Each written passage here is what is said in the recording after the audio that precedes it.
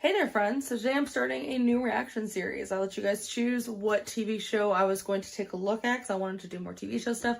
And you guys chose Adolescence out of all the ones I proposed, which was kind of surprising, but also was technically the thing I was going to watch by myself anyway next. So I guess it worked out because everyone in my family has seen it already.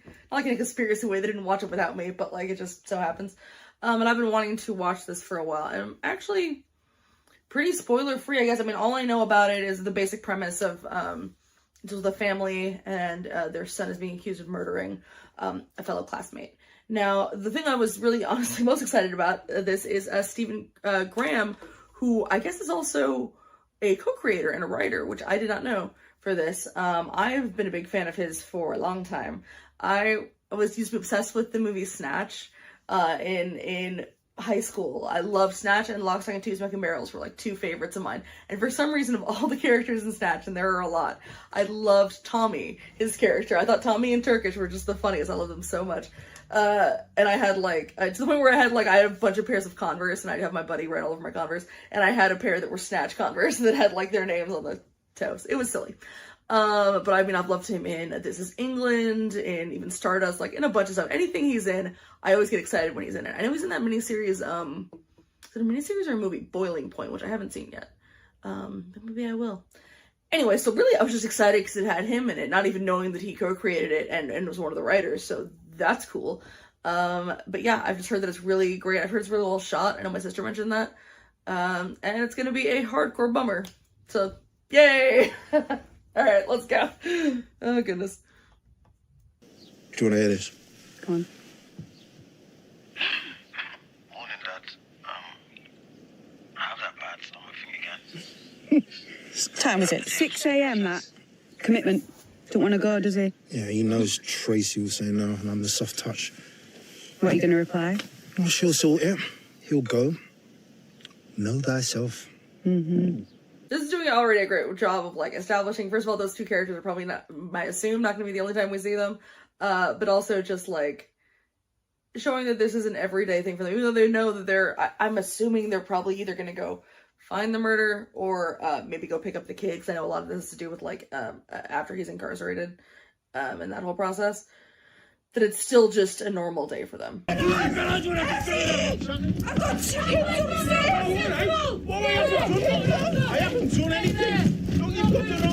immediately assumes it's for him. Oof.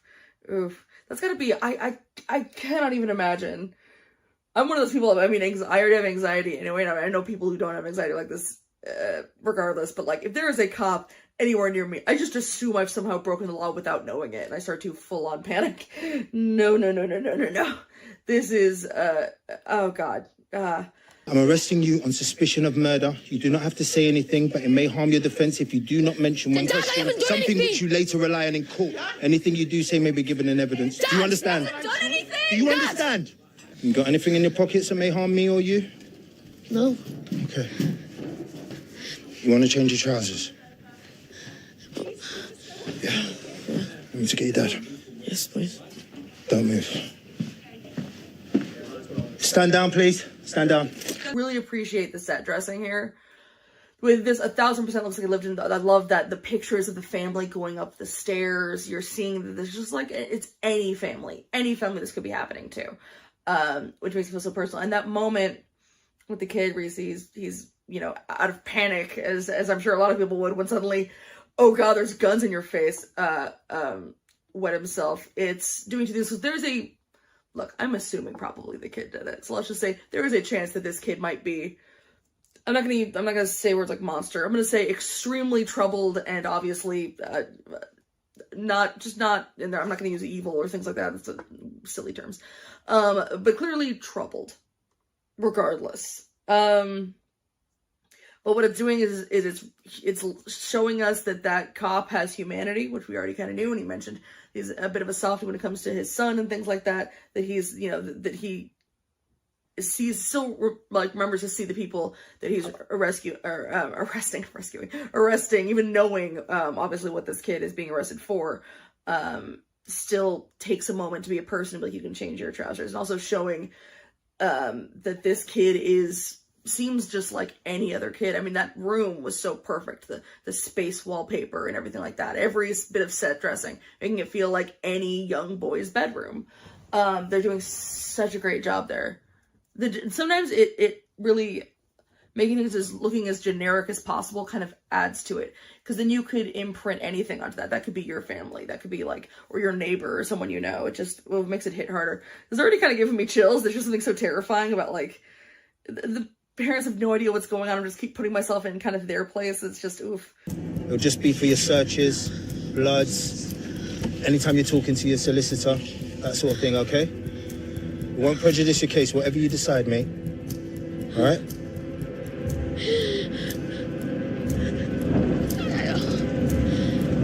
Wait a minute. Okay, Jamie. Wait. Have there been any cuts? Wait. Have there been no cuts? It just kind of like, wow, it's so cool that we're like staying with them through this ride. That's so interesting because it's keeping us with the kid, and like, you know, he's terrified and we're sort of trapped in with him. And then I'm realizing, yeah, it was the cop car, and then they busted in, they went upstairs, and I don't think we've had any cuts. Sir, how long is this gonna last? Okay, from now on, I'm actually gonna, okay, I think it's only been one take. They might have been sneaky edits, but I think it's only been one take. I might look silly, maybe there was a cut and I just didn't notice it. But I don't think so. Dang, they had to, if that's the case, think about how much they had to organize as far as even just like the cars. Without even the people involved, the cars setting up everything to make sure, I mean, like, they must have shut down the streets to make sure there'd be no traffic or anything like that. Those would have been a pain in the ass to shoot. Hey, that's enough.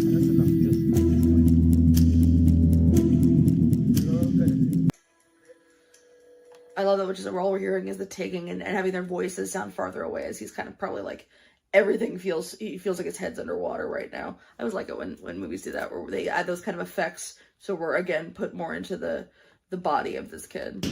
And have you had your rights explained to you, Jamie? What? Did the officer explain that you don't need to speak, but anything you do say may be given in evidence? Yeah? I like how much they're showing that this is the worst day in this kid's life, and the worst day probably in his family's life. But for all the police officers who are being extremely professional, it's just a day. And they're, yeah, it's just kind of just showing the two ends of that, of like, usually when cops are involved, it's not a great day for you, but for them, it's just like, I like professional everyone's being. It feels very realistic. You can be held at this police station for 24 hours.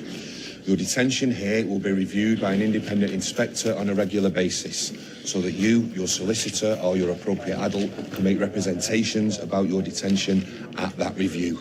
You understood all that, son? It's such a little thing. This feels so realistic. The kid is doing a great job. I looked him up, but I didn't see he'd really been in very much. The kid playing Jamie is great. I love that every time, I thought it was maybe just that one woman that made eye contact with, but it's anyone. Any new person or thing, like, enters his, like, his view at all, he immediately looks toward it. Which, like, yeah, as you're a kid and you're terrified, he's constantly just looking around, which that is me when I get anxious, especially when I was younger. It just feels his performance is very just real. It doesn't feel like acting at all. It feels like a kid who's just kind of like terrified and kind of trying to pay attention, but also like every single thing in the room is distracting him because he doesn't know what's happening.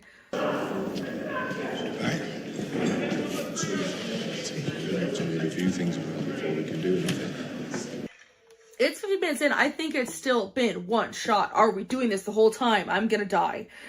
I'm going to go insane. If they pull this off, yeah, maybe maybe that's part of the gimmick. I don't even know. It probably is. I'll look it up after I watch the episode. But oh my God, no wonder people like this.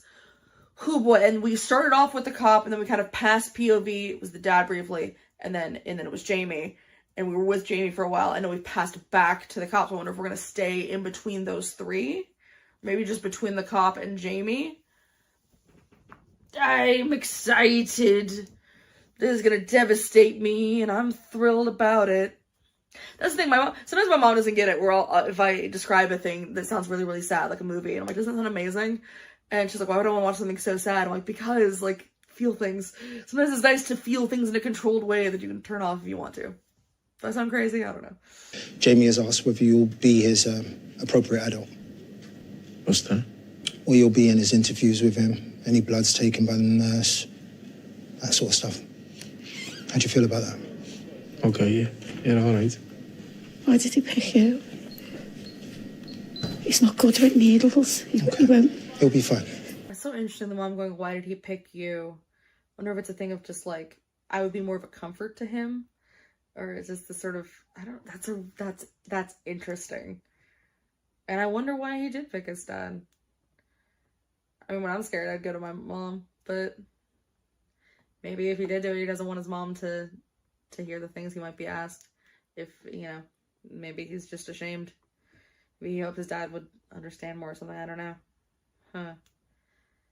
I can't imagine a world where I would do something that could make my mom look at me like I'm a bad person, and I think if I did, I would not want her to know about it. So I can kind of get that, if maybe that's part of the reason.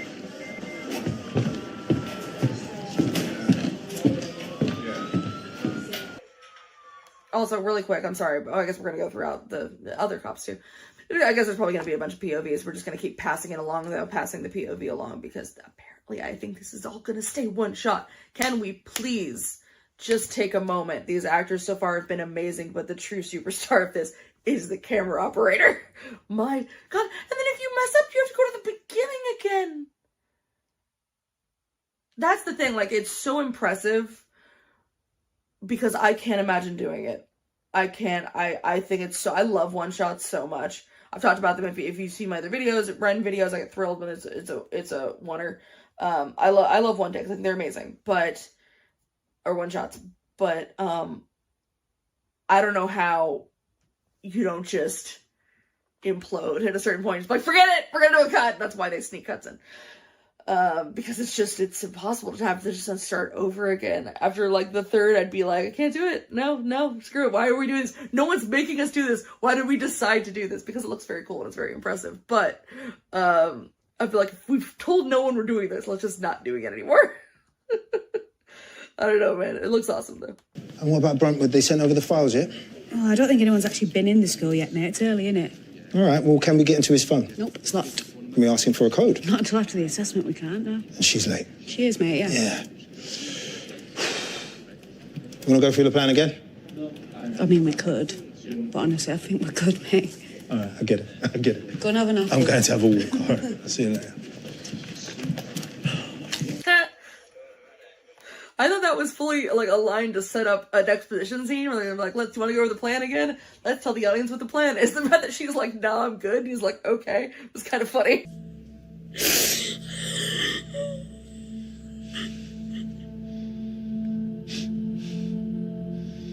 If your kid crying, no, you can't do anything to help them. It's just... Do you believe me that I've not done anything? It's gotta be rough. Of course I believe you. You're my son, aren't you? Because I don't know if he did it, I'm watching two shows at once. I'm watching a thing of just like, you believe me, right? Like a scare kid. I'm also watching a kid who maybe murdered someone being like, you believe me, right? Like, checking, seeing if he, dad's on his side kind of a thing. After you. Thanking you. Good morning. Morning. Paul? Before this scene starts, I do want to say this is such a smart way to get across exposition. I feel like exposition is one of the hardest things to do in a film because it can very easily just get so clunky, which is basically just giving the audience the information that it needs to follow the story. A lot of the rule usually is show, don't tell, but in something like this, where it's not like we can really flash back to anything, because we're staying in the present and staying with these people, that we have the solicitor here, he's going to talk to the police and get debriefed as he would normally. This would be a step in the process, which we have been following along this whole time. It's great that as we follow this along, we can also get brought up to speed along with them, and it feels completely natural. It doesn't feel forced like a lot of scenes like that can. Incident took place at 10:13 p.m. last night. Arrest Dang. approximately 25 minutes ago. Okay. That's my personal record broken then. Lovely. And your middle finger? Lovely. And your ring finger. That's that one there, yeah. Thank you. And your little finger.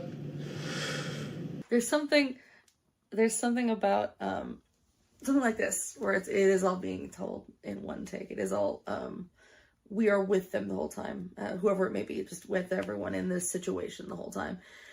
Is like, if you had this scene maybe in a movie at random, I don't know, some people might call it slow. I really like this kind of stuff because when we're seeing every step of the process, it feels like it's happening to us. We feel like we're in the room, and you can put yourself, either you're a cop or you're the kid or you're the dad. You feel like you're in that room. You've been in these rooms this whole time, and it makes everything so much more, it feels so much more real and so much more tense. And it's I think a really brilliant choice to tell kind of an intense story like this, to make it even more intense. Thanks. These little moments like this is a quiet moment, but I'm just, in my head, I'm thinking like, God, like, I'm imagining myself being in that situation and like getting there, being fingerprinted and just kind of disassociating, and it just hit me right there. Just gonna take some bloods if that's okay. I don't really like needles. No, he's no good with needles, love. Jamie, I've got to warn you, it may harm your defence if you refuse. Yeah, he's right. All I need is either, Do but you consent to your son giving a specimen, Mr. Miller? You're gonna be okay? I don't know. You'll be fine, I won't take long, I promise. Be as quick as possible. Okay. Yeah. Just look at me, lad, yeah? Keep looking at your dad. Put yourself on there for me. Yeah, just keep looking at me. Just gonna put this around your arm. You're all right. it's so funny. I watch the most graphic horror films out there. I want any type of gore, any crazy stuff, I'm fine with. I can't handle even watching someone get a shot. If they show a needle going into an arm, I will flinch and look away. I just don't know what it is, man. I cannot handle shots. It's because I don't know what being beheaded feels like, but I do know what a shot feels like. I don't know, but I cannot handle needles, man. I'm so bad with them.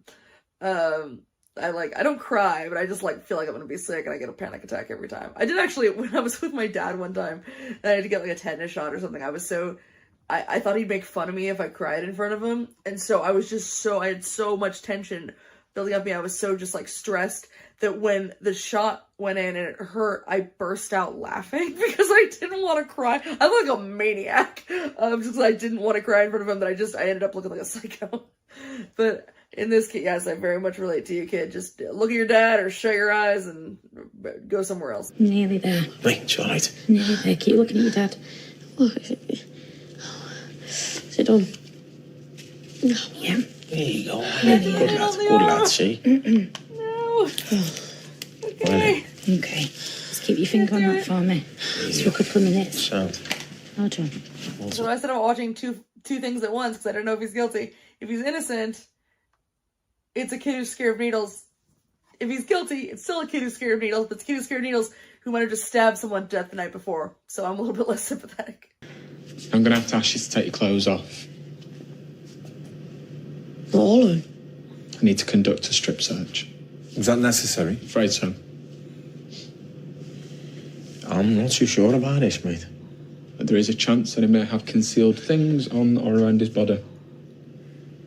He wet himself earlier on, so he's changed his undies and I understand, Mr. Miller. No, he changed his Mr. Miller and everything. Mr. Miller, I understand, but this is a serious offence. Okay, I've got scratch marks on his left arm.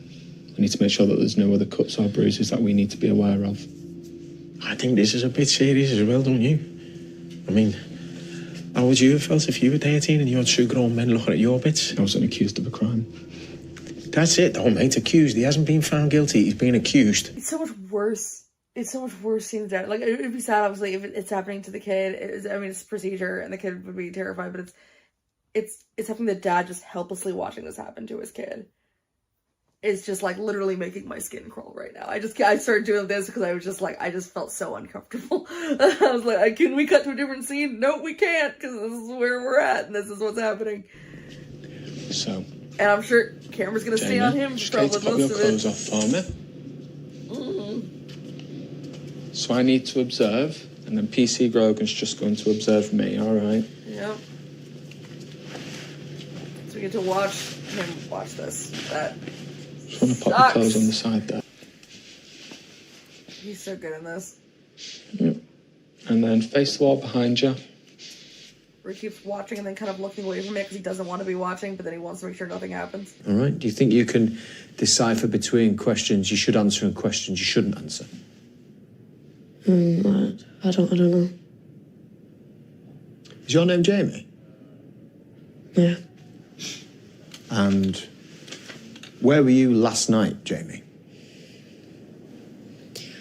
No, come on. That's it. That's it. There's something that I feel like doesn't get enough attention, but it should in acting. It's just like that whole being in the moment and being in character and being like an active listener in a scene. And so much about what Stephen Graham is doing, he's like, he's clearly he's paying attention, but like he's almost like climbing out of his skin because everything about this situation feels wrong. Like, we should not be here. I should not have just seen my son go through what he just did. We shouldn't be talking to this man. Nothing makes sense. His world is falling apart. And all you're seeing is like when he occasionally touches his head or just in the tension of his arms. And it's such a great wordless performance. That's just like, it's cool to kind of just sometimes look at the actors who aren't speaking and see how they're performing. Are they just standing there and waiting for their line, or are they really actually there? Are they really in the moment? Never even been in a police station before. You'll be fine. I just don't want to get it wrong for me lad, you know what I mean? Oh, You'll be God. fine. I'm shitting myself. He's a good kid, yeah? And I'm a good dad, do you know what I mean? He really is. Look, you said yourself, you even said he was bright, do you know what I mean? Yeah, I did. So, do you understand? I can see that, but here we are now, and we've this to deal with, okay?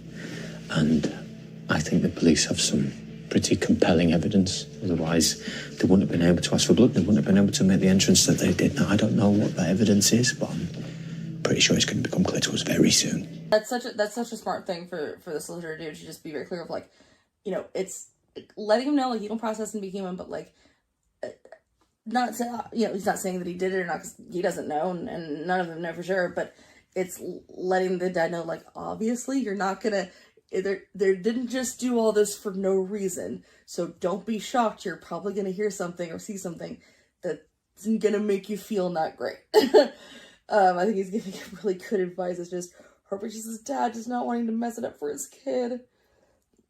I have so many emotions, because again, watching in two ways, is he innocent, is he guilty? Either way, I just feel bad for this dad. Look at me. Look at me. I'm going to ask you once, okay? No matter what's happened, no matter what you've done or you haven't done, I want you to tell me the truth.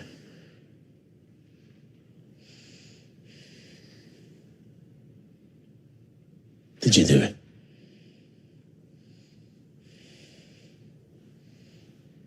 No. Promise. Promise. Okay. Okay, then everything's going to be all right then, isn't it?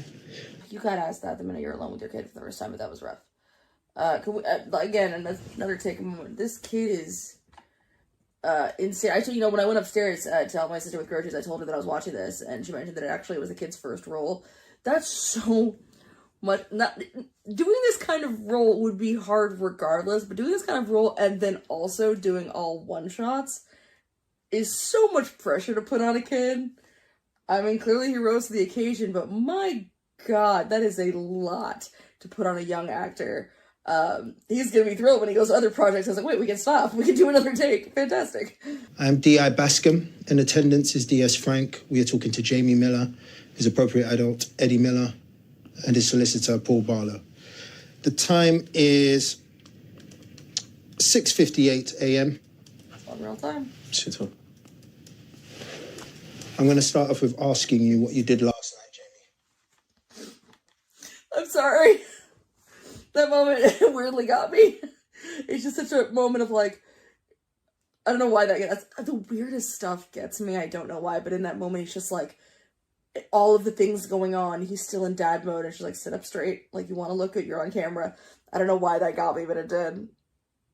It's like he can't control anything in the room. He was at least trying to be like, you will at least have good posture when you're talking to the police.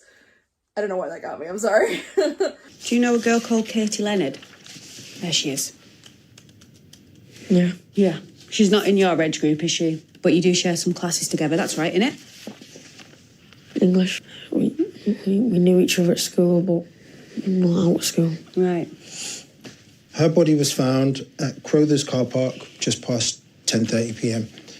Paramedics arrived at the scene, were unable to stop the bleeding. It was confirmed that she was killed less than an hour before, which means between 9:30. What's so great about this is how much we've been traveling with this family and with Jamie, and we've seen him portrayed so much as this kid going through this terrifying moment and just scared and confused. And we're with him on that. And we're scared for him, and we were put in his father's position, we were put in his position, and we can feel the tension, all this stuff.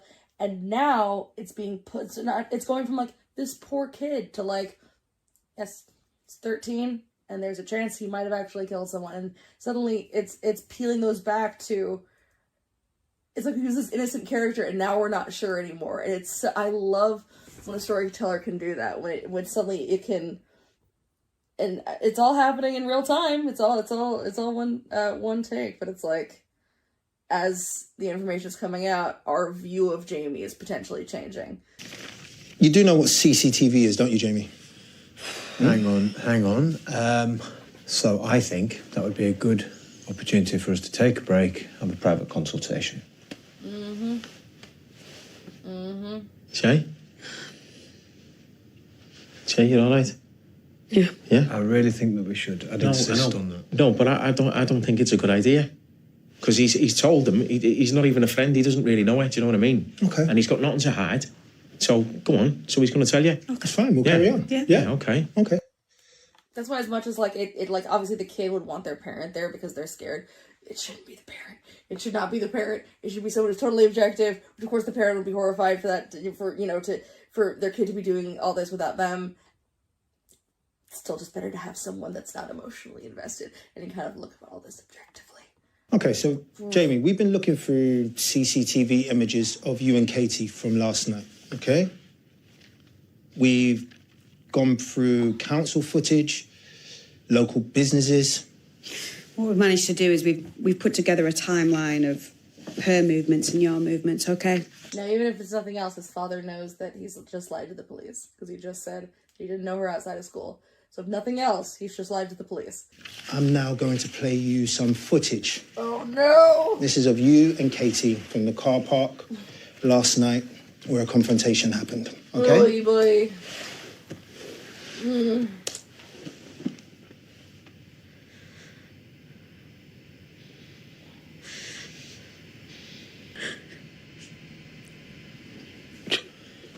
think that's enough, okay? That's where we are. That look he just gave Jamie, this look of just like, either that, like, that couldn't have been you, or who are you? Who? It's so great because like this, I watch, people watch these kind of shows all the time. It's like, it's a cop procedural. There's tons of those. Tons of docs like this, tons of movies like this. But it's when we've been carried through with them the entire time. It's only episode 1 that it just, everything feels so much more real. We've been here since they've been here, so we're as exhausted as they are, and just makes everything hit so much harder. Oh, God. An hour ago, this dude was just in his house. It's been an hour. This man was just in his house, and now he's watching video of his kid. And we're now sitting where the police are sitting. Just this great 2-shot.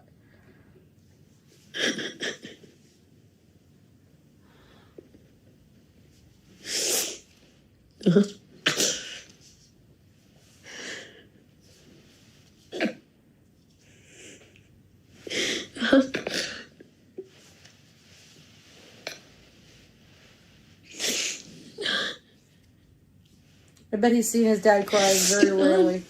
Ooh. Oh. Ooh.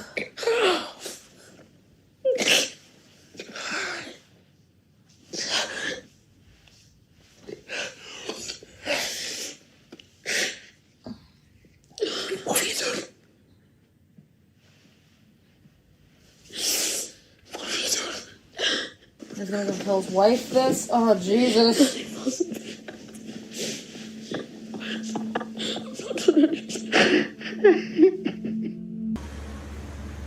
Adam, I'm outside your school. Probably gonna have to come into your class, all right? Promise I'll leave you alone. Oh. I don't know why it never occurred to me. You mentioned that you had a kid. I don't know why it didn't occur to me that they might have known each other. Obviously, a TV show. Things are going to interconnect. I understand now that the premise is each episode is going to be in, at least to appear to be, in one shot. I don't know if they cheat. I hope they cheat, because that's upset. Like, I've had. And all the stuff that happened in the last one, having to coordinate streets and cars and all these things. If they're outside the school and they're about to go into a school of children and are still doing it all in one take, like, I'm impressed, but I'm also almost mad, where I'm like, you didn't have to make it this hard on you.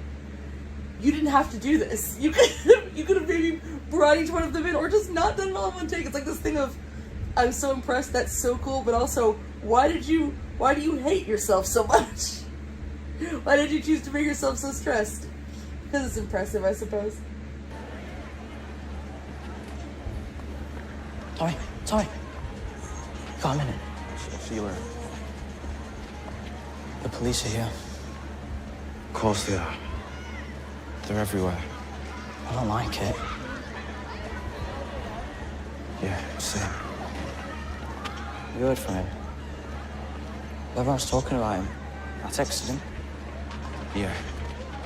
I didn't hear nothing. Did you? You won't. It's not like he's gonna have his phone on. Do you think it's true? Yeah. You think Jamie did it? Yeah. They come to your house? Yeah. They asked about the knife? Yeah. What'd you say? Dad said not to talk to you about it. Was he mad? Well, yeah. Of course. We're yours. No, they just didn't say nothing. I don't want to be in trouble. You're not in trouble. Well, I don't want Jamie to be in trouble. Yeah. Well, he is. That's wild that it's like these two kids knowing that their friend is in jail right now for what he potentially did. I think it's very telling that, when the one kid was saying, like, do you think he did it? And the other kid was like, yeah, just like solemnly, like, yeah, that happened. Maybe whether he saw something or just maybe he knew some things that were going on in Jamie's head that, maybe his family didn't know about. I also have to just admit to being so extremely American that still, I'm like, oh, do all schools in the UK have uniforms? I feel like, is that just something on TV? Because I feel like every single show I've ever seen from the UK, they always have school uniforms. And for us, only if it's like a Catholic school. But I always was kind of a little bit jealous, thought they looked cool, but I never liked the girl outfits. I just kind of wanted to have when I was young, I just wanted to wear a blazer, let's be fair. I wanted to wear a blazer and a tie. And somehow I didn't know I was gay until I was 19, please. That is interesting though, since if, they all continue to be just one little snapshot in these 4 episodes, that would mean that potentially Jamie and his father aren't in all of them, which I had assumed they of course would be. Actually, I think that's kind of cool. I always get a little bummed when I'm watching a mini-series or a TV show and a creator feels tied down to having to show all the characters they feel like they're supposed to show in every episode, where I'm like, if they don't have anything to do story-wise there, then they shouldn't be in the episode, kind of a thing. So I think that's cool. Is your school safe? God, what do you say? I say the matter didn't even happen on school property. Then they talk about security guards and metal detectors.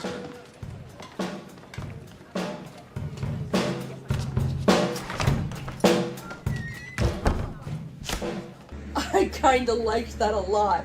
I like that as he's talking about, we've seen little bits of tension of,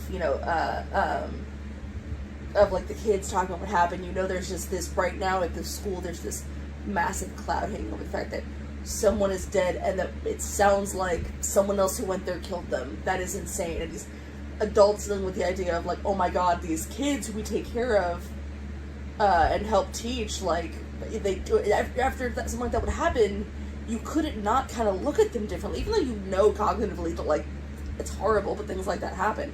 But if it happens to a kid that, you know, was got in your class or just someone that you knew, it would stick with you so much. So you've got this kind of sort of building tension, and you hear this drum beat, and then it's just a kid in band, and you just close that's such a great use of diegetic sound, of music taking place actually in the literal scene like that, with, like, you know, there's diegetic music being, like, let's say music's on the radio, as opposed to just like a score in a film.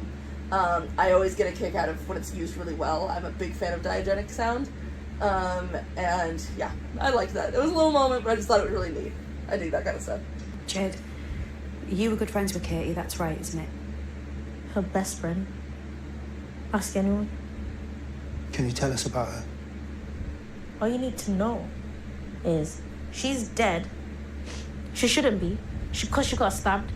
She was the best person I knew. That's it. Jade, was Katie happy?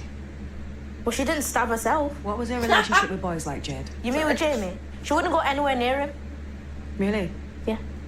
Interesting. Are you saying that she didn't like him because we've got Instagram posts from her that suggest that they were friends? So you're trying to blame this all on her? Is that it? No.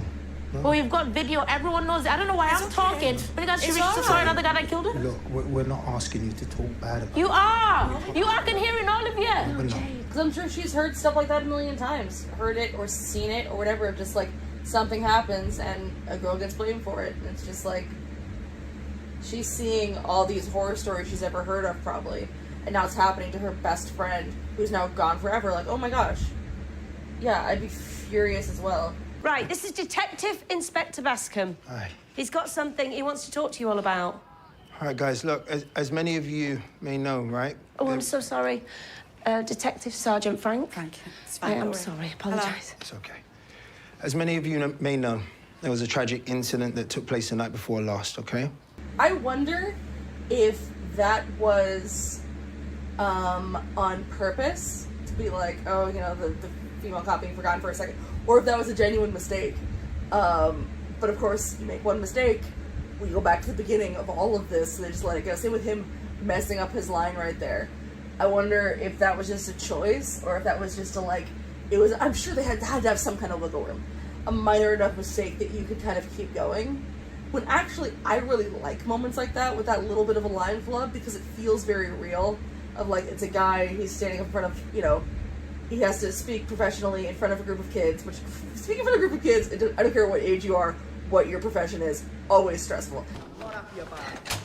I did send a note round telling everybody that you was coming. So what do you want to do? Do you want to go to isolation? Because I can't send you to isolation. No problem whatsoever. That we're kind of like, again, because we're walking through this school following these two detectives, we're just kind of peeking in on these little moments of just school life. It's really funny to me, of like these two kids getting in trouble. There was the band kid, there was you know, lunch, all these different little things where everyone, it's you know what, it's a really great kind of a reminder that when you're in life in general, but especially when you're in school, your life just feels so, everything is life and death. Everything feels like the end of the world, especially if, you know, if you have anxiety or something.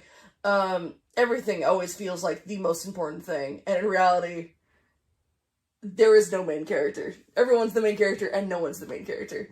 And you could just be background in someone else's story. It's kind of an interesting thing to remember.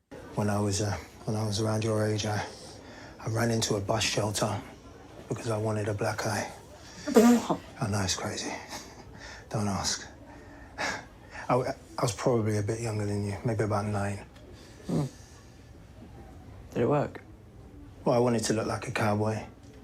In the end, I ended up losing a tooth and looking like a, I can't say, but it hurt. That's such a dumb little kid thing to do, thinking that, like, that would make you look cool somehow. It just feels so real. That had to be a story from someone's life. That's funny. Being able to tell these films is really good at, like, feeling, making the other person think, you know, trust him or open up a little bit, or at least like present himself as a person, not just like a police officer. It shows why he, you know, it would be sent on a case like this. Besides the fact of, you know, because I wondered at first, like, oh, I'm surprised they would let him do this since he has a kid in the school, but maybe that's part of why they thought it might be better for him to do it. But just, you can see how well he can put other people at ease. It would make sense that he would get this job. I did say it might not be best to come in today, didn't I, love? But where do you want me going? Mum doesn't like me in her house without her there, and I'm not walking around places. I'm not walking around places Katie's been. Oh.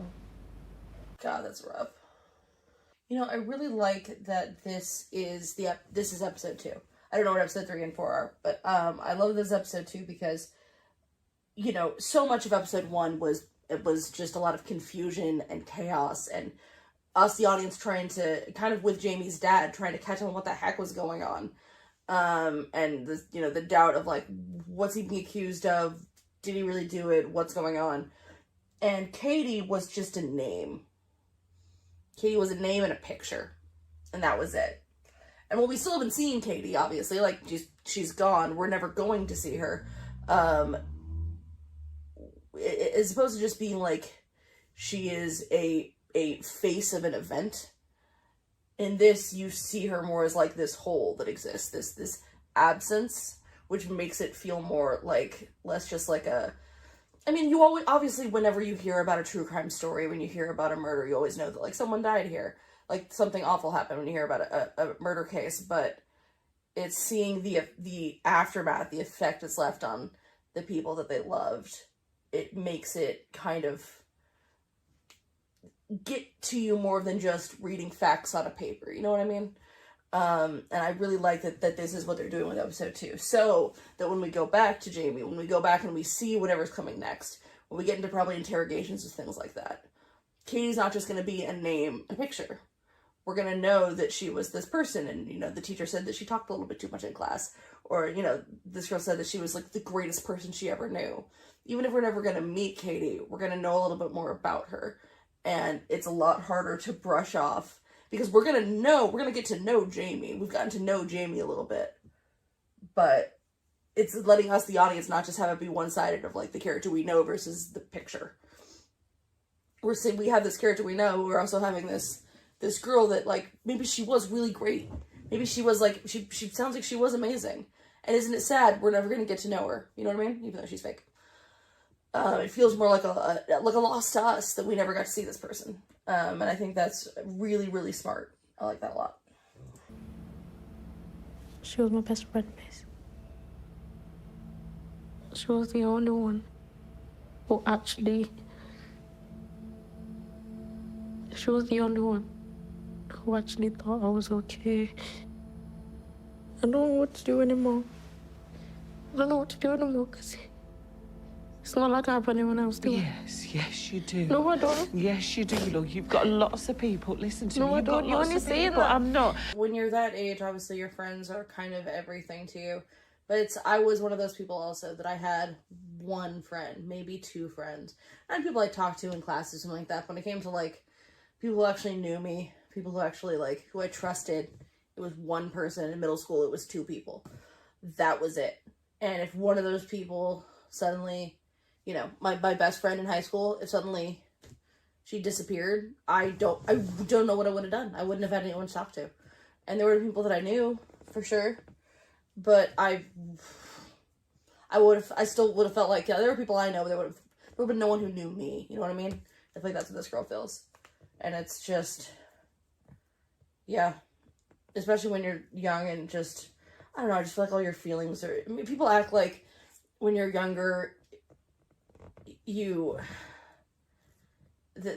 I don't know, people kind of, I don't like the way that, I feel like a lot of people sort of disregard the emotions of younger people because everything seems big. But, like, yeah, it does seem big because you have no control over anything. So, you know, the people who you hang out with in school, it's one of the few things you have to control. And this just got taken from her. Like, one of the few things she has. And it sounds like your home life might not be perfect, things like that. It's just the few things you have that you can rely on, that you can attach to getting taken from you. Yeah, of course it feels like the world is over. To you, like, your world is. It's just, I don't know. You've been looking at Insta, right? Yeah. Okay, so you've seen what she wrote? Well, I have. Okay. Looks like she'd be nice, right? Isn't she? The dynamite. What do you think that means? I don't know. It's an exploding red pill. Pills, the blue pills means you see the world as it wants you to. That's from the Matrix. You've been watching the Matrix? What? Don't worry. Okay. Yeah, don't worry, carry on. If they're going into, like, I don't know if they're about to go into, like, red pill stuff, that kind of thing. But I have wondered, is there, like, a whole generation of people who just know it as, like, the red pill, the blue pill thing, and actually don't know what it's from? It's kind of interesting to think about. Like, if a concept transcends the media it's from, what's the point? Like, it just kind of, I guess, loses connection with that media. People don't care about the Matrix. I mean, some people do. I don't in particular, but I'm sure other people do. Look. Are you saying like Katie was leading this incel stuff? Is that what it is? Yeah, like she was bullying Jamie. Yeah? I don't know, Dad. I don't know them. They're 2 years below me. This is just what I'm seeing on his Insta, you know? Okay. Look, I can't tell you what you did. You know that, right? You don't know what you did, Dad. Everyone knows. I just thought you needed to know. It was just embarrassing watching you blunder about.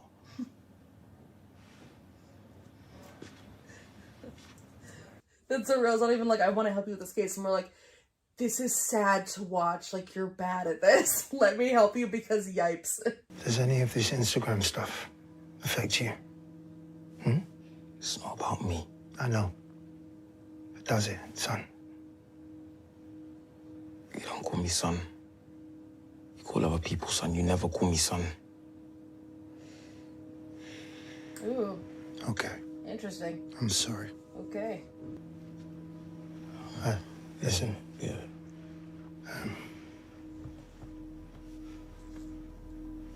Thank you.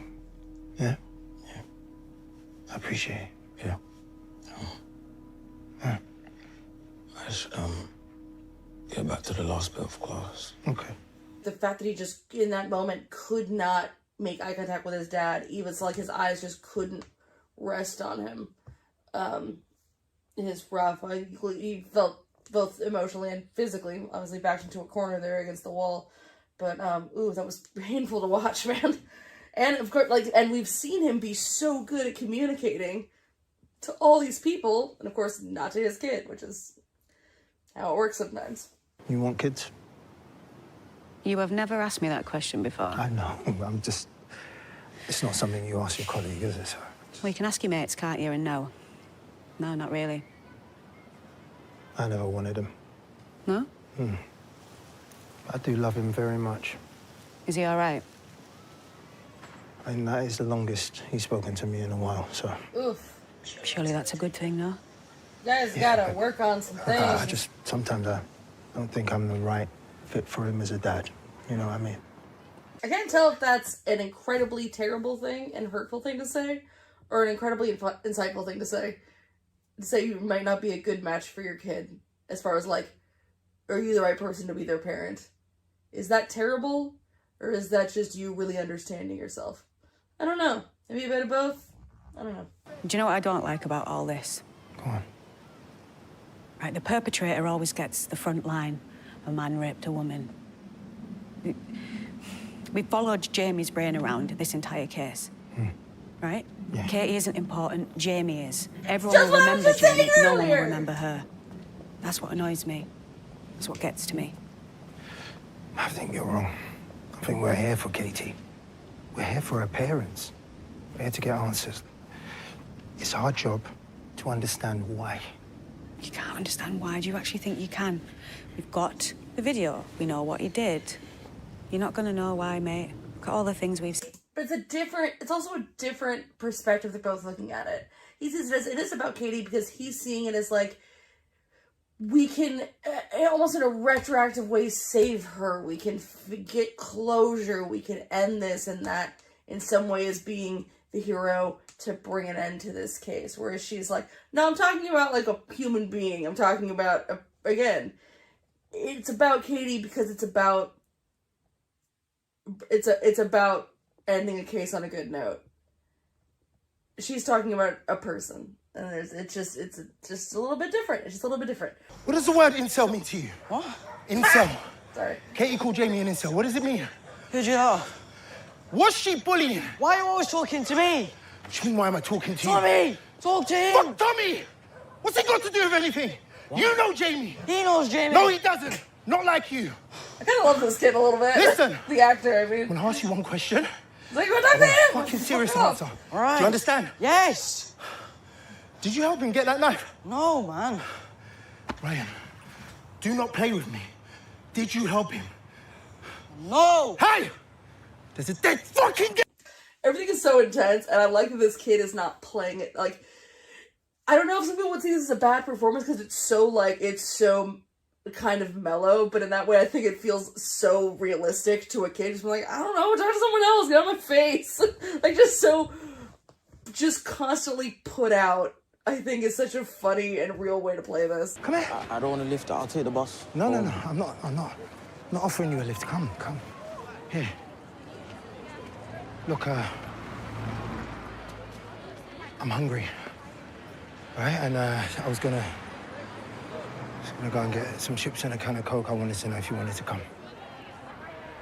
I've got your case. Yes, I know I've got my case, all right? It's nearly done now. I'm about to hand it over. I've got some free time.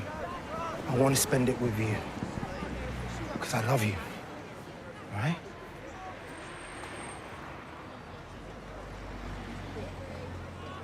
Yeah, I can be hungry. It's good. Thank you. Come on. You know, he said that, you know, they're gonna book Jamie without him, and then I imagine, unless they do the court stuff, that might be the last we see of him. And so if that is the last we see that character, that is a lovely little send-off. That's quite nice of him maybe seeing what happens when, you know, you kind of, these kids just disconnected from everything and what happens to them, and maybe realizing they needs to make more of a connection with his kid. That's very sweet.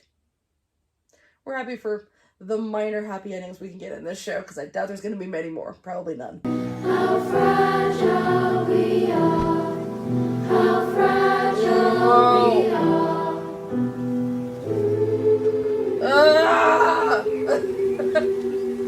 We are seeing Stephen Graham in this episode. Jesus Christ. What do you even do? Emma hasn't slept in 3 days. Like tears from a star. Like tears from a star. On and on the rain will say how fragile we are. How fragile we are.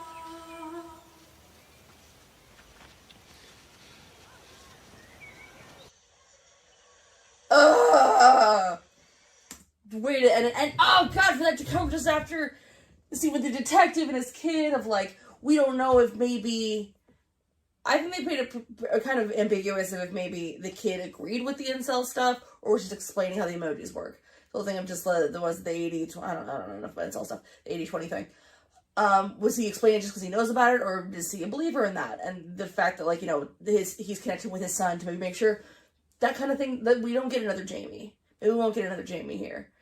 And then you see Jamie's father seeing the spot where his son did something unspeakable. And he has to know that, like, and you can see it in his eyes. He's seeing, you know, probably the moment he first held Jamie as a baby. These moments of this innocent kid and knowing what happened is so just, God, it's devastating. And yes, it's like, it's so interesting. Because again, Jamie was never in this episode, but he is like that small little fragile kid from episode 1 is like this entity looming over the entire episode. Because it's all about what he did. But it's also, like I said in this one, all about also the absence of Katie. And I like that. Just there we go, man. There was episode 2. That's wild. It's crazy there's only 2 more episodes. Like, I almost kind of wish they went more into, like, they're going to go more into it as far as, like, how the case would progress. So there's 2 episodes, if they're each, you know, take place within the hour. I don't know that they can do much. But maybe that's better. We're just kind of seeing these snapshots during this terrible sequence of events. It's kind of cool in a way. You're posh. If it makes you happy that I am, Jamie, then What do you call your granddad? Bet you call him Grandpa. I do not. I bet you do. I call him Pop Pop. What? Do you? Yes, I do. Wow. She's so good. They have such short amount of time to establish a character. Someone that Jamie's already met, so they already have an established relationship. They're letting us in on what that is. We're already seeing they have a rapport already. He's clearly, to a degree, relaxed around her. Will be joking with her. You know, she's doing such a good job of, like, remembering how he likes his cocoa, things like that, keeping him at ease. One talks about, you know, he mentions this thing about how she made it, something about making the sandwich selves like my mom does that, and she's like, well, that makes 2 of us, equating herself maybe to a woman that he would trust. Just a very, very good job. The adults in this show are very good at their jobs. This all started because I said you sounded like a granny. And now you're just going on about masculine stuff. Yes. First time you came, you had actual questions. Is this right, Jamie? Do you know whether this is wrong, Jamie? Now you're just chatting shit. It just feels like a trick. Trick? Trick into what? Well, my dad's okay. All right? Fine. If that's how you feel, but I'm not trying to trick you. Now I've pissed you off. Knowing that he was looking, that had something to do with the incel stuff, that obviously he felt certain ways about women, or at the very least Katie, I can't help notice, to be fair, we have not seen him with the male doctor, and a male, you know, person being spoken to like this, with the exception of, I guess, the cop in the first one, where it was not a lot of talking. But just still, he's being jokey, and that's partially because they've met each other before. There's a little bit of that relaxation that I talked about, but still, he's kind of condescending to her.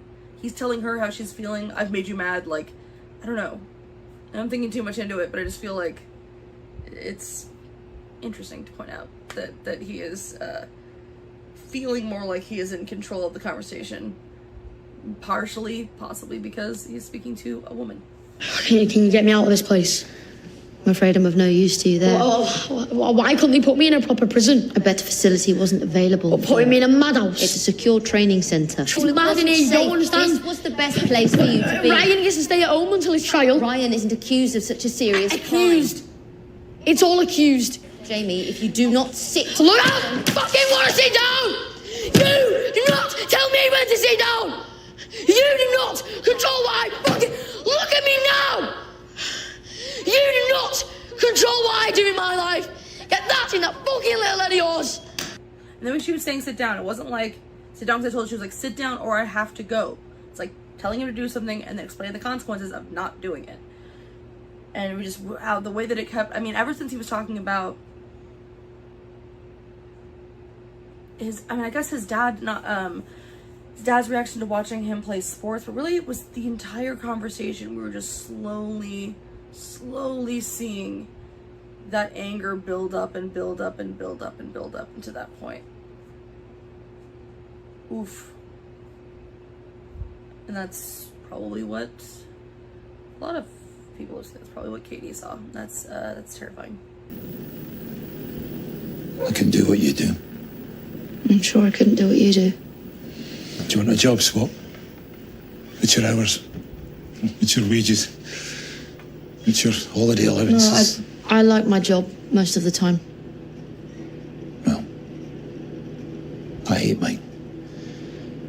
So you're probably best off. That's so interesting, the way this show is shot, because I feel like any other show would have cut to what the video was seeing, but we would have, at the very least, they would have moved the camera behind her so we could see what she was watching. But instead we focus on her face, just like during, obviously we wouldn't have seen the examination of Jamie in the first episode. We were focusing on his father's face. Same thing, focusing on her face, trying to read into her eyes what she's seeing. And then it's only when she's like talking, not looking at the camera and the screens anymore. That we just in the background, not center frame, just in the background, see Jamie in there. That's our only glimpse into what's going on in that room. Would you be more comfortable with me staying inside? No, I wouldn't like that at all. Right, Jamie. I'm not a police officer. I'm not here to elicit a confession. I'm just here to understand. I know you think I'm trying to trick you. And she comes back into the room, she doesn't get her tea, she doesn't get his cocoa that she said she would get, just goes, no, you leave, and immediately grabs the chair, takes control, and moves closer to him, moving into his space when he moved into her space earlier. Well, I wanted this to be a smooth transition. I got a phone call in the middle of recording that, and I had to go take care of something by the time I got back. It was late, so I'm like, that's okay. I'll just go to sleep. I'll finish it in the morning. So I tried to do that, and in the night I was coughing a bunch, and now my voice is shot. So I couldn't be like, no one will know. I have the same shirt on. You're gonna know because I sound a lot different. So I'll just point it out. Yes. I paused for overnight, and now you get the fun limited edition scratchy Jess. I did rewatch the beginning of the episode again just so I remember exactly where we were. And, and here I go. But I did want to point out, yes, slight difference. Apologies. Were you attracted to Katie? She wasn't my type. So you weren't? She was quite, no offence, quite flat, you know. Right. Well, everyone else said it. Who saw it? That's not just me. I find that interesting. So, she asked if he thought Katie was pretty. He says, a little too flat-chested for him. Which then she quickly says, that's not just me, that's what everyone said. Which we're seeing, like, when he said, he claimed he did all these things with girls. Because, like, well, yeah, that's what everyone does. And then later admitted that he hadn't. So much of this is based on what everyone else says. It's how a kid that young, I assume, would get into some of this incel sort of thing of, like, feeling that women owe him something, feeling that he, at this point, deserves certain experiences or treatment from girls because of what he's read online, that that's what he's owed. It's it's all just him trying to meet this version of what he thinks a man at his age should be, and what he should have done, and how the respect he should get, and all these things. So even something like Katie, which obviously, yeah, he clearly did have a bit of a crush on her, but he's got to be like, well, no, she wasn't my type physically because, well, everyone thought this about her, so I think it too. I'm interested in the fact that you think you're ugly, Jamie.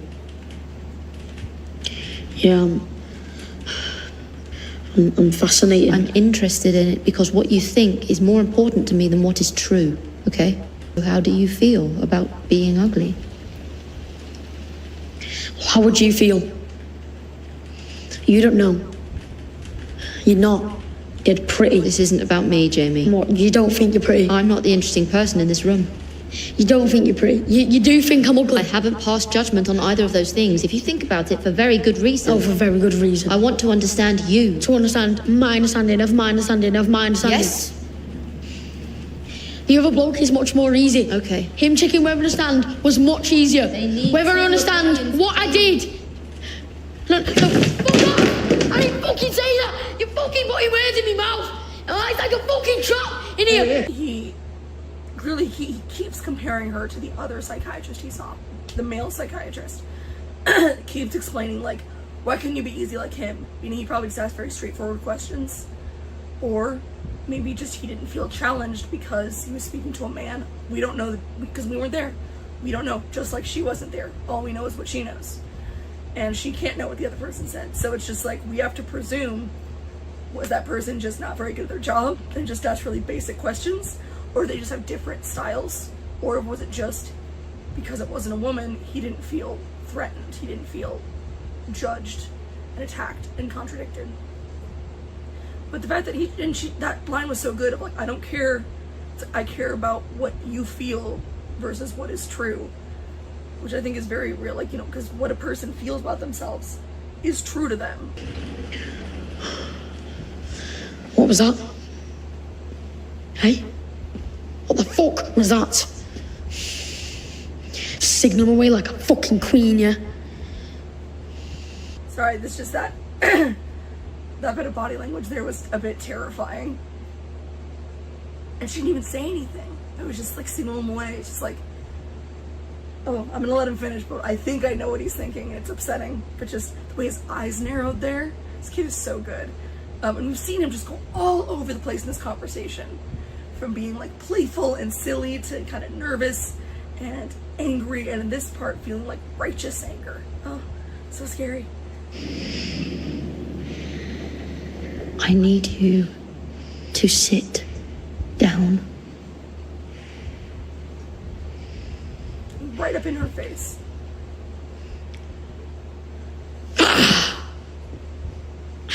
He felt like she was too much in charge, so he needed to know in his heart that he could make her afraid.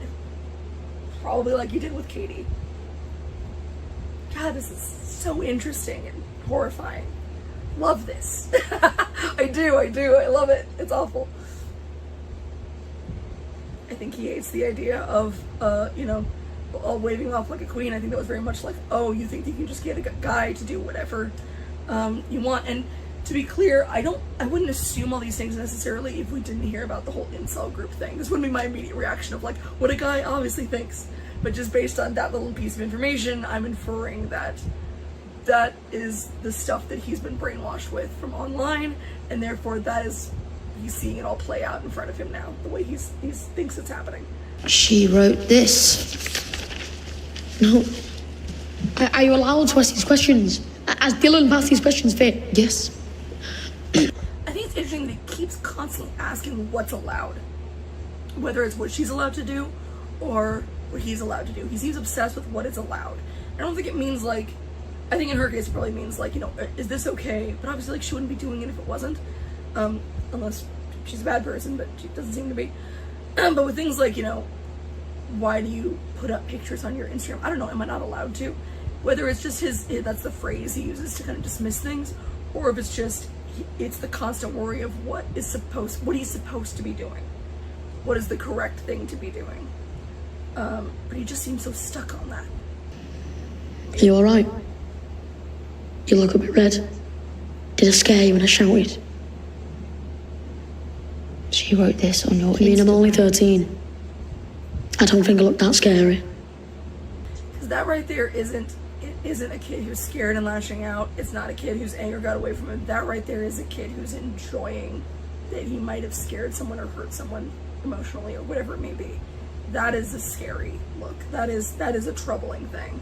That's different than just someone got overwhelmed or someone's not, yeah, that's where the deviation is happening. I didn't kill her. You think it is because you've seen the video. You can't trust videos anymore. It's all fake news. I'm not here to judge. I didn't kill her. She was a bitch. Even you can see that. I should have killed her, but I didn't. I just... all I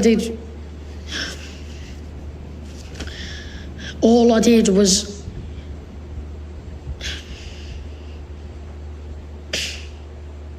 Look at you. All hopeful like I'm going to say something important. I think he did it. I guess technically, we didn't see the whole video. I don't know how clear the video was. As far as like, that's obviously him. But it does make me think of this behavior alone, I think does not mean guilty.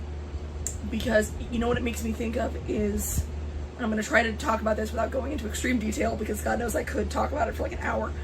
But the West Memphis 3 case, an extremely horrible and very interesting case, true crime case, of 3 teenagers being accused of murdering 3 young boys in West Memphis in the 90s. And there is a fantastic documentary about it called West of Memphis, and I won't say fantastic series, but I will say an incredibly, I'll say important series of docs about it called the Paradise Lost Trilogy. I think some of them are maybe ill-conceived, but I think they also, based on hindsight, you can kind of see a lot. Like they were literally making these documentaries as the case was unfolding. Like they thought they were going to go make a documentary on location. HBO did during the courtroom, during everything happening, during the trial. Like they were able to go in there with cameras and thought they were making a documentary about, oh my gosh, our society is so horrifying. Look at what these young people are capable of. And what they in fact stumbled across is, wait a minute, hold on, why do you think these guys are guilty? Because they wear a lot of black, and like the prosecution had such little evidence. But what we did see was Damien Eccles, one of the main boys accused of it. In fact, the one who, while the other two got life, he got death and eventually overturned. It's the whole thing. It's a really interesting case. But he was so confident that he'd like, I didn't do anything. So he didn't care that he kind of sounded like an asshole. In every single interview, he sounded extremely flippant. He sounded like he didn't care. He was a young teenager just being like, well, it's all stupid, because he knew he didn't do anything. And in that way, ended up making himself look more guilty. And like that little moment there where he's just like, you expected me to say something crazy, right? That sounds like something he would have said. These little throwaway things he'd say, you're just like, you're not old enough to understand. You're digging your own grave here. So I just wanted to point that out, because I felt like there was a part of me in that moment that was like, oh my god, he did it, look how crazy. But like, no, that doesn't necessarily mean that. With like Damien, I saw there were moments in there where I'd be like, if I didn't know better, I would say that was him clearly showing that he did it. But he didn't. He just was young, and in this case too, doesn't fully understand the gravity of the situation he's in, or how everything he's saying is playing an important role in what's going to happen to him. I do think this kid probably did it, only because I know there's footage, but I haven't seen the footage, so there we go. But anyway, there's my little rant. I guess technically a movie rant. It's a doc rant. It counts. But definitely check out those docs. Like I said, the Paradise Lost trilogy, I think, are even on YouTube. Big warning: the first one does have like right at the beginning, shows you those little boys, and it's really horrific. It's very graphic. I wasn't prepared. But then after that, this middle one is kind of rough, because the middle of the three docs, because they really just kind of go after deciding to blame one of the kids' fathers. It was not, I think even the directors have kind of come back and said they don't love that they made that. And then the third one is a lot about them actually finally not overturning, but getting to go free. But if you don't want to deal with all that, the West of Memphis doc, which I believe is done by either Peter Jackson directed or he produced, is a really great look at the entire case. It's really, really good. Anyway, sorry for the rambling. Back to this. You think she's a bitch, right? Doing all that. You think she's a bullying bitch. That night, I didn't touch her. I could have touched her, but I didn't. I had a knife. She was scared, but I didn't do that. I could have touched any part of her body I wanted to. I really wanted to, but I didn't. Most boys would have touched her. So that makes me better.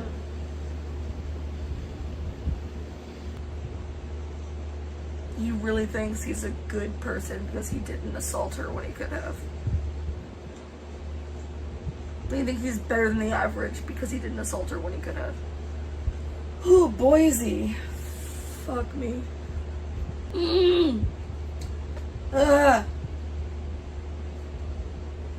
Sorry. We're looking at him a lot of that. We were looking at him, we were watching him, and then when he starts really saying horrifying stuff, like I just said, that he wants kudos for not assaulting her at knife point when he totally could have. But then it's just showing her face, this like trying to stay, this professional mask trying to stay in place. And then when the camera goes back to him, it's like behind him, we're kind of over her shoulder, we're seeing like kind of the back of him a little bit. And for a second, he's just like, he's unwrapping a sandwich, taking a bite, kind of like awkwardly rubbing his hands on his pants, like he's suddenly a little kid again. Not a little kid, but like a middle school kid again. For that, just that in body language in that moment, we're just seeing it, anybody kid. And we have to wrestle that image with what we just heard. And know that that's the same person. Jamie, this is our last session. What? But what I would encourage you to do, whatever happens next, is take advantage of any mental health services that are offered to you. Why? I think you'll benefit from No, I won't. Well, that's just what I think. And then you come back. You see me? Unfortunately, I'm needed elsewhere. And he seemed to half the time not even like her. But it's, didn't care if she left or not, that kind of a thing. pretending like he didn't care, but he does clearly like her, obviously, for a lot of reasons, because she's very good at her job. But it's that whole of like, I think it doesn't really matter. It's he wants to be the one to choose who gets to see him and who doesn't. So suddenly her going, this is our last session, she's making a very clear line of, this is it, this is the last session. In fact, that just one more thing is taken out of his control, is making him lose it. Can I ask you something? Yes. Do you like me? Oh God. Ooh. Ooh. I wasn't ready for that question. Don't you even like me a bit? What did you think about me then? Decide, come on! This was really useful. Don't you go fucking tell anyone I did! Don't you dare! Whoa, come on. Don't you go fucking get the fuck out of me! Don't you dare! Hey! Don't you even like me a bit! Jamie, come on, man, please. Okay? Jamie. What did you think about me then? Okay. Tell him I got him alright! Tell him I got him okay! I'm not gonna cry at this show. And that sure as hell is gonna be the part that makes me do it if I do. That wasn't the question I thought that was gonna be asked, and for some reason, that really got me, because I think it's just very... And that might be the most telling thing that happened that whole episode. Especially at the beginning when he was, you know... I can't remember, something about, like, commenting on, like, you know, what she'd written about him and things like that. Always kind of curious, kind of throughout fishing what she sort of thought, but in the end, just like when he kept saying, like, you thought she was a bitch, right? You think she's a bitch. Like, he needed her to agree with him. He wasn't just checking. It wasn't just like he tends to follow the pack of what other people think, but he needed her to get it too. And that thing of, like, needing to know what she thought of him. I think this is a boy that's just really, really troubled. I think did something really horrible and needs a lot of help. Come on, be good. Be good. Concentrate on cards, birthday cards. You're a spoil sport.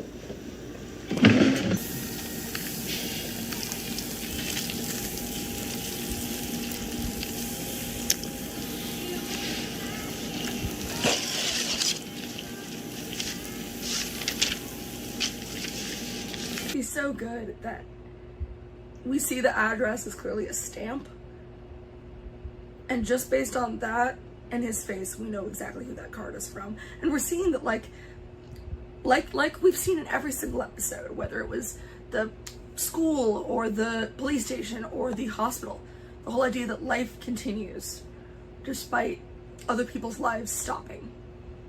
And I don't know if this is pre or post trial, if we're gonna know exactly what's gonna happen to Jamie, but his life right now is stopped, and Katie's is stopped forever.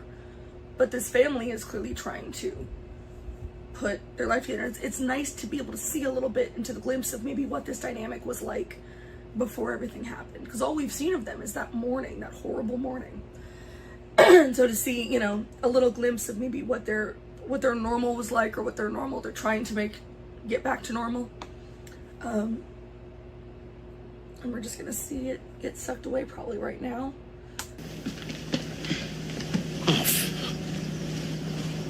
I'm sorry. I don't know what... Hey, it's not your fault. Oh, they're such dickheads. Hey, language. Sorry. Did you see anything, Eileen? No, nothing, Eddie. No, you didn't see a thing, no? Sorry, love, it's been quiet this morning. Right, go and phone the police. Can you think? No, if that's what he said. If anything else happens, give him a ring. The minute she said the van, I kind of knew what we were in for. Immediately makes me think of the movie We Need to Talk About Kevin, which is based on a book I haven't read because I don't read books anymore, and I should. But I've heard the book is much better. I'll say that the movie is interesting. I think sometimes a little pretentious with its whole color theory thing, but overall, really good performances, and is about, you're seeing the life of a woman whose son committed horrible violence at his school. You're seeing sort of the aftermath of her life now that that's happened. Not only did horrible violence at school, but also took her husband and daughter from her. And then you're also seeing kind of what led up to that, him growing up. It's Tilda Swinton. She's very, very good in it. And Ezra Miller is also in it. There you go. But there are moments where like her house is spray painted and things like that because her child murdered people, and it's just wanting to blame the parents. I think it's very telling the way that he deals with it, the way that, you know, even though he's just seen something like this, he's still telling the daughter not to curse. He's still trying to protect them, pretend like everything's fine, much like we saw him doing with Jamie at the police station. You get the feeling that like if that video of Jamie became public at all, he would have done everything he could to make sure his wife and his daughter never saw it, until he's that kind of guy.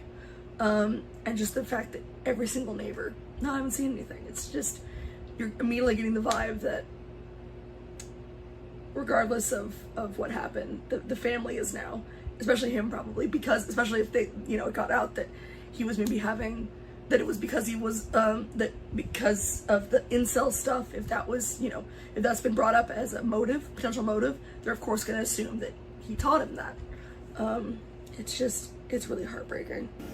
Look, and do you think moving back to Liverpool would be any better? Because I promise you now, it'll be 10 times fucking worse, and you know that. You know that, love. You know it'll be worse. We've done nothing wrong, have we? Have we done anything wrong? No. No, so we're not moving. We're not moving, man. End of story. Shit. It's all right. I'm sorry about that. I'm sorry about that. I'll clean. I wonder if that was, I can't help it. I wonder if that was a mistake or if that was on purpose. I like to think it was a mistake, but it just works so well. Of just like, because it's just him trying to keep everything together and just trying to be like, it's okay, we're just gonna clean it, and it's just like the next thing. And yeah, they haven't done anything wrong as far as we know. I don't think they have, genuinely. Hey, what are you doing there? Shouldn't be listening. Don't worry, I'll clean this off.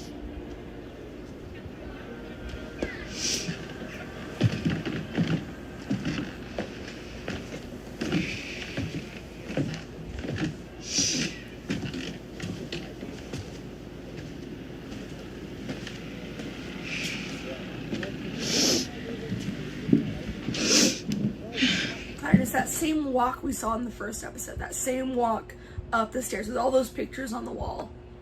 But we went into his room and instead we're going into her room. I don't know if there's gonna be like, if they're gonna be going somewhere related to the case. I kind of love that it's not, it doesn't seem to be, this might, I might be wrong later, but I love that it doesn't seem to be like, oh, you know, I assumed it was gonna be like them coming home from court or something like that, or the verdict was just out. But the fact that it's just a random day, and his birthday, but just a random day, and we're just seeing a snapshot of what it's like for them right now, I think is a really great choice. Just don't understand who the nonce is meant to be. He's 13 fucking idiots, probably don't even know what it means. You know, it's obviously not dad, and I just, you know, Jamie wasn't.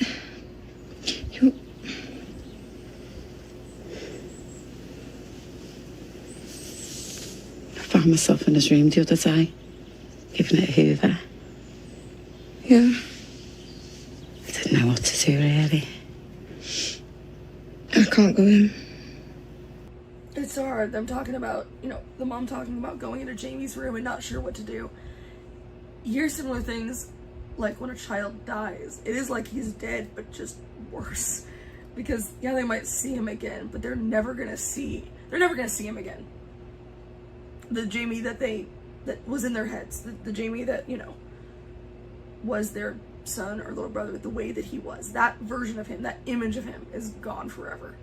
And you know, unconditional love, sure, there's nothing wrong with mother and father still love him. That's obviously, that's nothing, that's nothing wrong with that, but it's, that image will always be tarnished. Lisa, get downstairs, love. What? Be closer. We're going to Wainwright.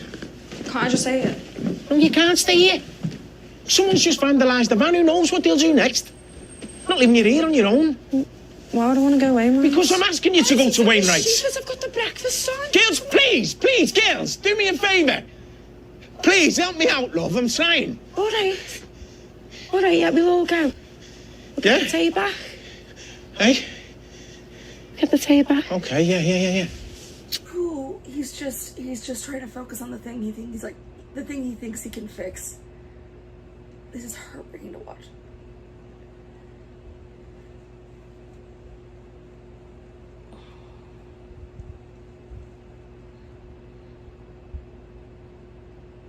He's just hyper-focusing on what he thinks can be fixed.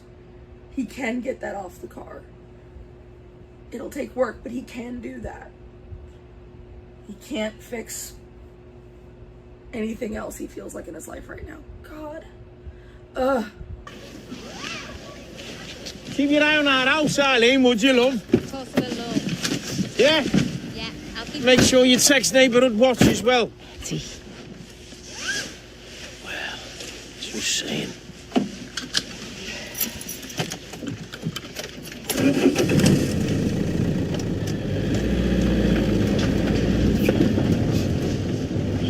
Right on the fence. Sit down, love. Okay. Hang on.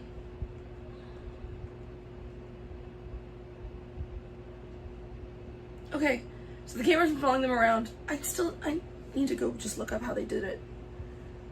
Because it's gotta be one camera. Because they can't cut between ones because it's all one shot.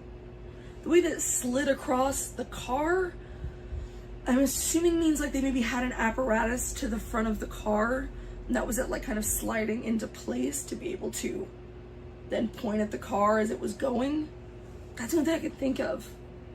It's wild. It's funny, just like the simplest things that would just be a whatever, you have to figure out how the camera got there to continue the one single take. I just need to get the thing off my van, that's all. Yeah, I just worked out who you are. You know, I've seen photos of you on Facebook. Well, I'm on your side, you know. Your son's side, for what it's worth. Because, you know, he didn't do it, did he? I mean, well, even the stab wounds, well, where they said there were stab wounds, you know, there's bone in the penetration spots. You know, if you're making stuff up, at least make it anatomically possible. Do you know what I mean? And well,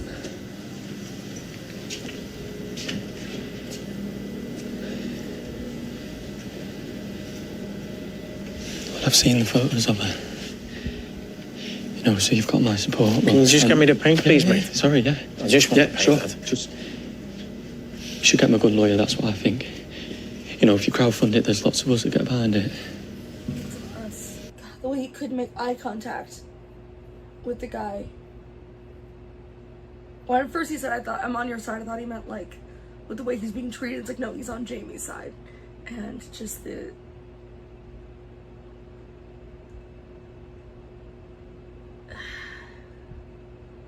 it's clear his neighbors, the people that he would normally respect, are the ones that are suddenly not looking out for him.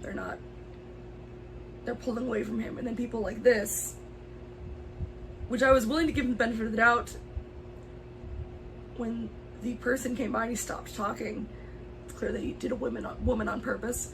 So a woman's listening, stop talking, and then, you know, people like us would crowdfund. You can kind of guess what he's saying. And he's got to accept the fact that these are the kind of people that are behind his son and believe his son, when he doesn't believe his son, I don't think.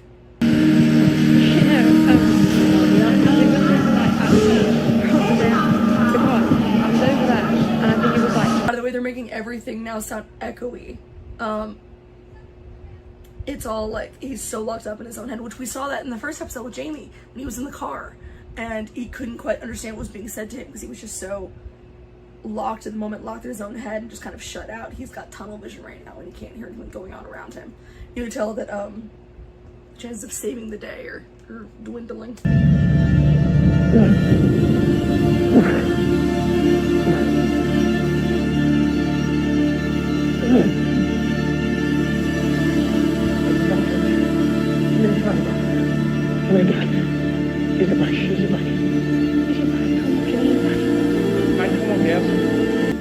You gonna clean that up? You what, mate? You gonna clean that up? No. It's a mess, pal. You need to clean it up. For it, lad. You need to clean it up. Come on, Eddie, get in the car. You fucking shut up, you dickhead. You shut up and get in the fucking shop. It's all just showing how when someone does something, when someone makes a choice, when someone does something terrible, or just when someone does something, period, anything, good, bad, whatever,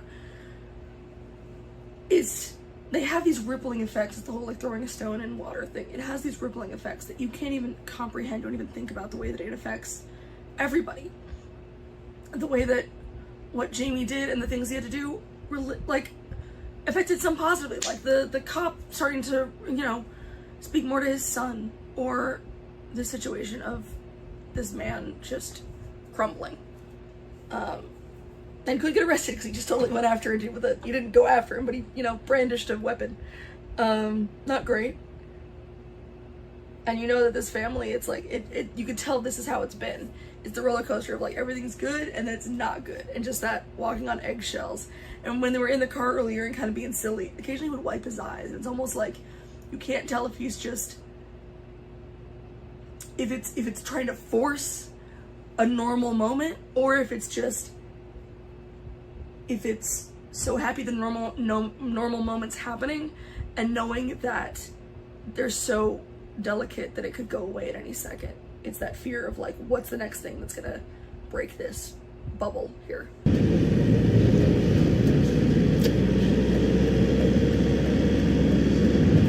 If you want to get really like specific about camera work stuff, the way that the camera was facing them directly during the ride here, it was them trying to be, you know, trying to get the day back, trying to just be silly, be a family. Them, you know, like it was brighter because we were outside of the car, we were looking in this window, we were seeing them facing outward, facing the future, trying to be, you know, trying to be a family, trying to be what they were or can be now. And now it's the darkness, partially because the light, the window is being covered by the paint. We're now in the back. We're now, it's like we were seeing the thing they were trying to present to the world, or at least present to themselves, this front that we were watching. Probably some genuine to the front. But now we're in the back. We're more the voyeur position of like, this is very personal. This is a private moment that we shouldn't even be here for. But the camera's here anyway, and we're gonna watch it. Dad? Hello, lad. Just wanted to say happy birthday. This is just weird. It's my dad's birthday today, and literally before I recorded this, I called my dad to say happy birthday. So it's just like, two very different calls. I was saying happy birthday, and I hope he didn't kill himself while playing pickleball today. This is slightly different, but I just can't stop thinking about it, so I had to say it. What's happening, lad? Just tell me, forget it's my birthday, what's going on? Well, with it all getting closer, I thought about it. Dad, I'm gonna change my play.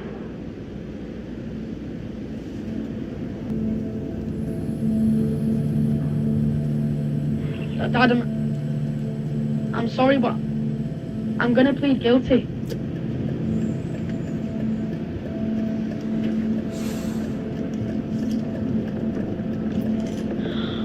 Hiya, son. We're here as well. Oh no! Oh, I was sitting there going, wow, it's crazy that like that no one else has spoken up or he didn't mention that they were there. I was wondering, I'm like, how, you know, how much do they have contact with Jamie, or is it mostly just through his dad? And honestly, I mean, pleading guilty might be the smartest thing. You should probably get a plea deal. I don't know how it works in the UK. I'm sure they have plea deals. But just the silence, and then his mom comes in, which means now he knows that his mom heard that. And she sounds so broken. No, you know what? I have got changed now, haven't I? It's okay, we'll just leave it. No, it's all right, we'll go. It's okay. Sure. Yeah.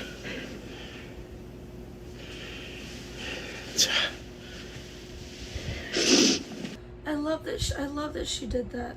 I love that she did that, because this family has just so become three people trying so hard not to let other people see them cry. Everyone's just trying to be so strong for the others, and letting him have that permission to like, you don't have to push through this. It's okay. I really, really like that happened. Just like giving him permission, like, it's okay if the day is fucked.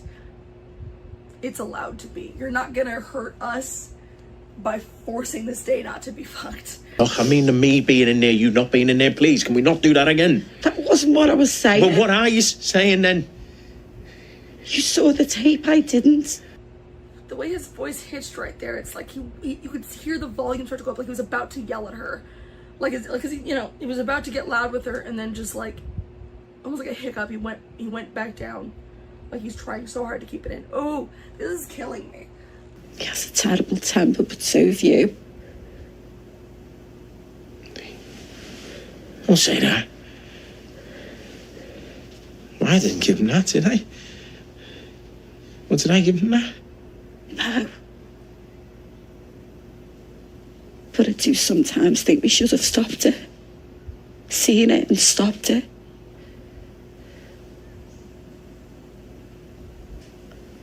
We can't think like that. And this is the thing that makes you crazy. This is the thing that will, I don't know the statistics for people with, you know, young kids who've done awful crimes, but when it comes to, I know parents whose children are murdered or are kidnapped or missing, there's a pretty high rate of those parents divorcing, because it becomes just this, regardless of how much, you know, they love each other, all these things, when you're left with no answers, especially for like unsolved crimes, when you're left with, there's no closure, because they can never fully understand why Jamie did it, unless maybe one day he explains it fully. I don't know, but they're gonna do stuff like this. They're gonna sit there and go, we should have done this, we should have done this. You're angry, maybe you pass, like, they're gonna start blaming themselves, and they're gonna start blaming each other, and that's when things fall apart. But I also can't, like, I can't judge them for it. I don't know how you don't think, what could I have done different? I still see that little boy. Big homeless. Swinging on the monkey bars. Throwing pictures downstairs of monsters. Eating chocolate. And he'd get it all over his face, wouldn't he? It'd be all over his face. His little face.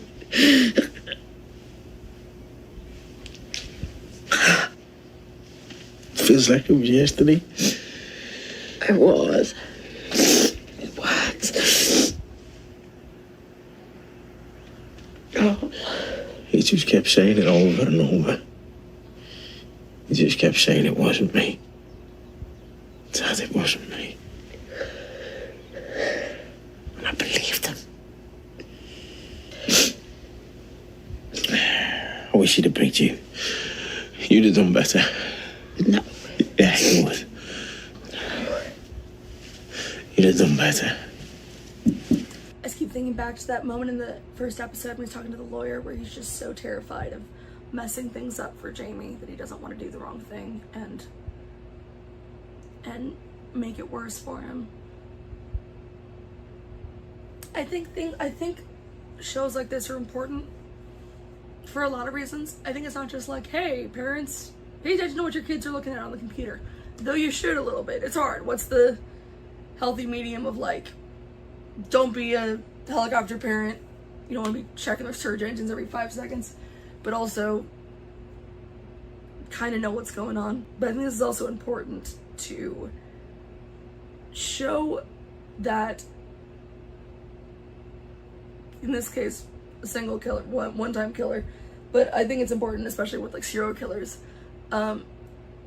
giving them names like, you know, the Night Stalker or, you know, the Green River Killer or, you know, BTK. These crazy names, they become infamous. They become larger than life figures. But they're not. They're just people who are very troubled or just want to hurt people.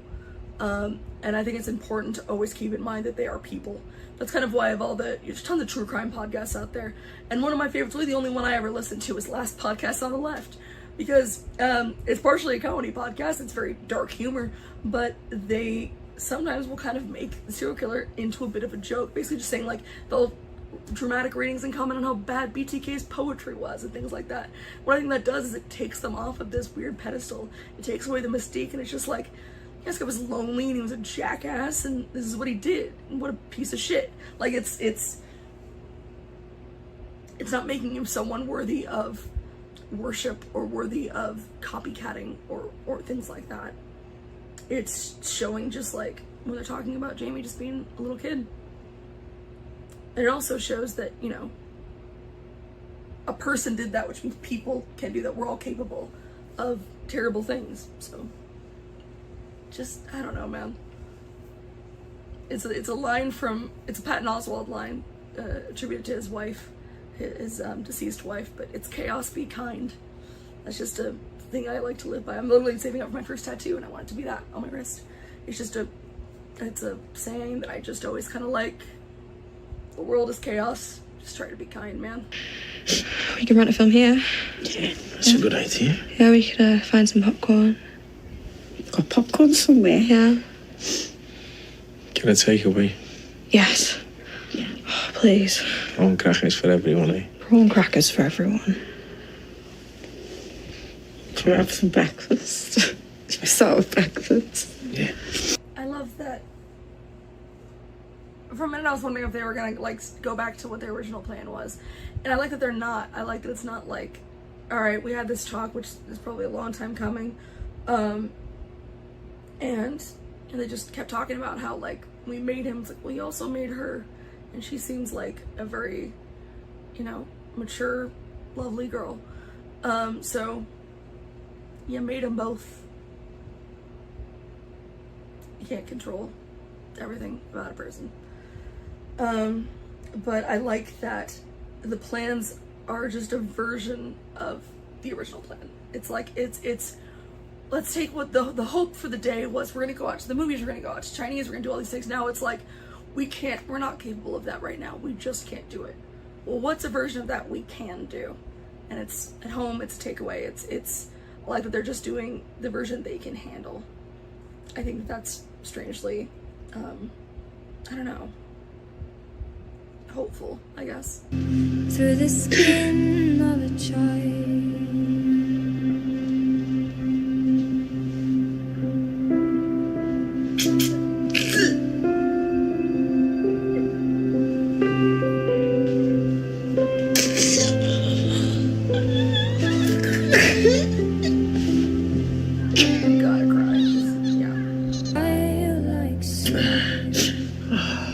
With a childlike soul.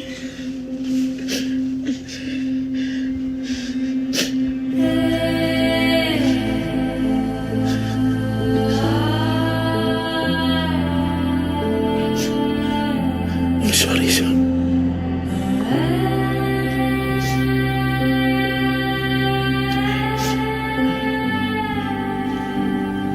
I should have done better.